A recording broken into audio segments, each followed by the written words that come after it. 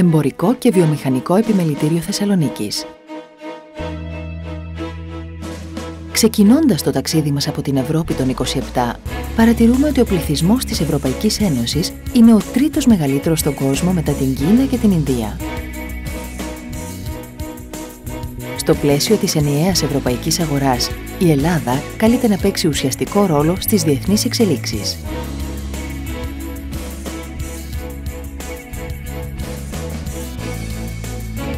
Η Θεσσαλονίκη είναι η δεύτερη σε πληθυσμό πόλη της Ελλάδας, με περισσότερους από 1.200.000 κατοίκους στην ευρύτερη περιοχή της.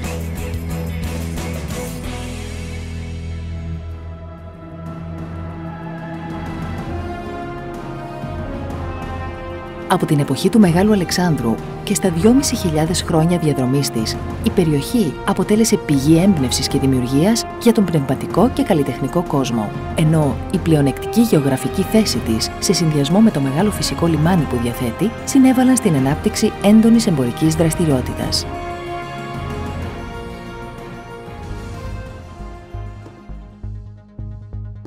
Σημαντικό σταθμό στην ιστορία της πόλης αποτελεί και η ίδρυση το 1918 του Εμπορικού και Βιομηχανικού Επιμελητηρίου. Το 1930 το ΕΒΕΘ εγκαθίσταται στο νεοκλασικό κτίριο που βρίσκεται επί της οδού Τσιμισκή και εγκαινιάζεται από τον τότε Πρωθυπουργό Ελευθέριο Βενιζέλο. Το ΕΒΕΘ είναι το δεύτερο σε σπουδαιότητα επιμελητήριο της χώρας, με 22.000 μέλη. Από την εποχή της ίδρυσής του, εξακολουθεί με το ίδιο αμέριστο ενδιαφέρον να ασχολείται με θέματα που απασχολούν την επιχειρηματική κοινότητα και αφορούν στην ανάπτυξη τόσο της Θεσσαλονίκης όσο και της ευρύτερης περιοχής της Μακεδονίας.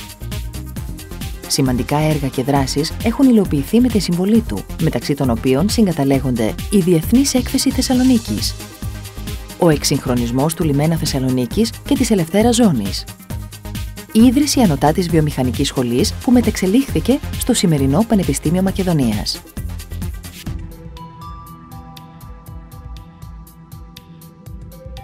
Σήμερα, το Εμπορικό και Βιομηχανικό Επιμελητήριο Θεσσαλονίκης είναι θεσμοθετημένος σύμβουλος της πολιτείας σε θέματα ανάπτυξης, εμπορίου, βιομηχανίας, μεταφορών και υπηρεσιών. Συμμετέχει ενεργά σε δεκάδες φορείς στήριξης της επιχειρηματικότητας, σε επίσημες κρατικές αποστολές. Επιδοτεί τη συμμετοχή των μελών του σε διεθνείς εκθέσεις εντός και εκτός Ελλάδος. Διοργανώνει επιχειρηματικές αποστολές στο εξωτερικό και υποδέχεται αντίστοιχες από άλλες χώρες.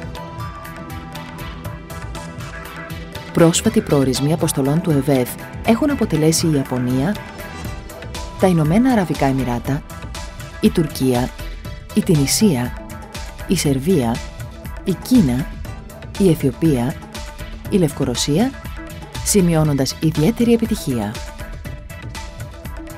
Η δράση του ΕΒΕΘ εκτείνεται και στο κοινωνικό και πολιτιστικό γίγνεσθε της πόλης. Με τη διοργάνωση σημαντικών εκδηλώσεων, όπως η 14η Ετήσια Σύνοδος των Ευρωεπιμελητηρίων, στην οποία συμμετείχαν περισσότεροι από 500 εκπρόσωποι επιχειρήσεων και φορέων από όλη την Ευρώπη, αλλά και διεθνή συμπόσια με θέματα που αφορούν στην ανάπτυξη των σύγχρονων ευρωπαϊκών πόλεων και την επιχειρηματικότητα.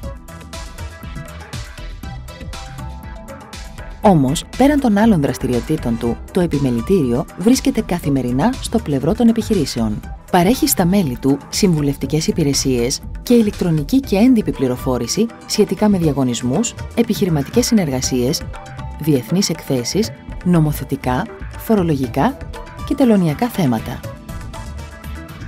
Παράλληλα, σε συνεργασία με τα πανεπιστήμια της πόλης και άλλους φορείς, από το 1999 το ΕΒΕΘ υλοποιεί προγράμματα κατάρτισης για την επιμόρφωση επιχειρηματιών και στελεχών επιχειρήσεων, στα οποία διδάσκουν καθηγητές πανεπιστημίου και πεπειραμένοι σύμβουλοι επιχειρήσεων, καλύπτοντας ένα ευρύ φάσμα θεματικών κλάδων. Την τελευταία δεκαετία, αξιοποιώντας κάθε νέα τεχνολογική δυνατότητα, δημιούργησε τον δικό του ηλεκτρονικό κόμβο στο διαδίκτυο, μέσα από τον οποίο ο ξένος επισκέπτης μπορεί εύκολα να εντοπίσει Έλληνες συνεργάτες, ενώ ο Έλληνας έχει τη δυνατότητα να αντλήσει επίκαιρες και χρήσιμες επιχειρηματικές πληροφορίες. Όντας το πρώτο επιμελητήριο στην Ελλάδα που διαθέτει ολοκληρωμένη ηλεκτρονική μηχανογράφηση, e-Chamber δίνει τη δυνατότητα στα μέλη του να πραγματοποιήσουν ηλεκτρονικά όλες τις συναλλαγές τους μαζί του, μειώνοντας τη γραφειοκρατία.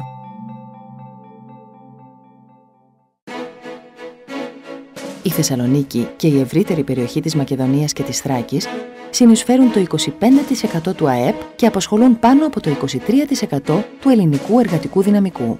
Η περιοχή συγκεντρώνει πάνω από το 27% των μεταποιητικών επιχειρήσεων, το 14,5% των εμπορικών επιχειρήσεων και το 13% των επιχειρήσεων του τομέα των υπηρεσιών. Παράλληλα, παράγει το 35% του αγροτικού προϊόντος της χώρας που αφορά σε δημητριακά, γαλακτοκομικά, φρούτα, λαχανικά και το 30% του βιομηχανικού προϊόντος που αφορά σε επεξεργασμένα τρόφιμα, ποτά, κλωστοϊφαντουργικά, μεταλλικά προϊόντα και μηχανήματα. Η συνεισφορά της περιοχής στην αναπτυξιακή πορεία της χώρας είναι σημαντική και οι παραγωγικές μονάδες της περιοχής είναι ιδιαίτερα εξωστρεφείς.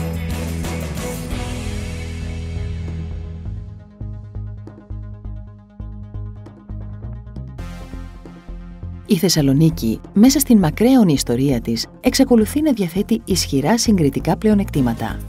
Το μεγαλύτερο εξαγωγικό λιμάνι της χώρας, τη μεγαλύτερη βιομηχανική περιοχή της Ελλάδας, διεθνές εκθεσιακό και συνεδριακό κέντρο, 2 διεθνούς φήμης πανεπιστήμια με περισσότερους από 120.000 φοιτητές, καθώς και το νέο συσταθέν Διεθνές Πανεπιστήμιο. Για αυτά τα πλεονεκτήματα, η διεθνής κοινότητα επέλεξε τη Θεσσαλονίκη ως έδρα σημαντικών οργανισμών, όπως είναι το Ευρωπαϊκό Κέντρο για την Ανάπτυξη της Επαγγελματικής Κατάρτισης, ΣΕΝΤΕΦΟΠ, η Τράπεζα Εμπορίου και Ανάπτυξης Ευξήνου Πόντου, Black Sea Trade and Development Bank, και το Γραφείο Διασύνδεσης της Παγκόσμιας Τράπεζας με τον ιδιωτικό τομέα για την Ελλάδα, που φιλοξενείται από το 2004 στο ΕΒΕΘ.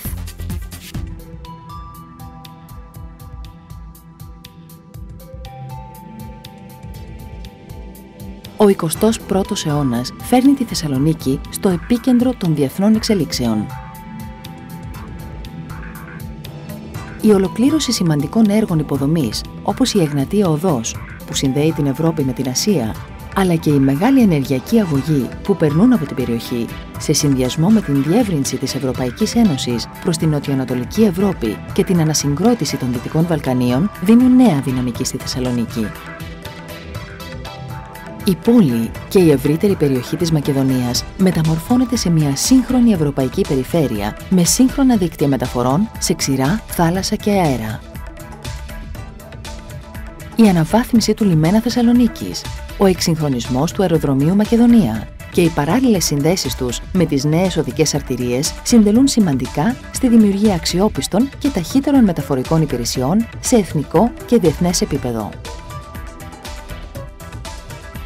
Στο πλαίσιο του αστικού ιστού, η κατασκευή του μετρό, της υποθαλάσσιας αρτηρίας και της εξωτερικής περιφερειακής οδού δημιουργούν νέα δεδομένα στις καθημερινές μετακινήσεις των κατοίκων και των επισκεπτών.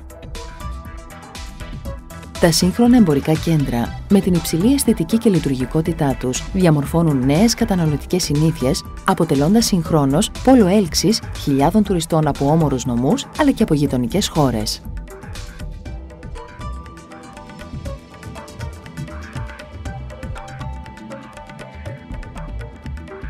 Η πλούσια ιστορική κληρονομιά της Θεσσαλονίκης μετουσιώνεται σε ακόμη πλουσιότερη πολιτιστική δραστηριότητα με διεθνή λάμψη.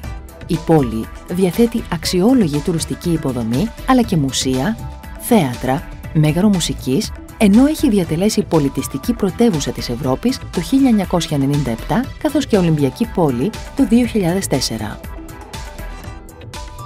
Σήμερα, η Θεσσαλονίκη προσαρμόζεται στις νέες συνθήκες, προωθώντας την υλοποίηση της ζώνης καινοτομίας, η οποία θα φιλοξενήσει επιστήμονες και επιχειρήσεις που στοχεύουν στην καινοτομία και την υψηλή τεχνολογία.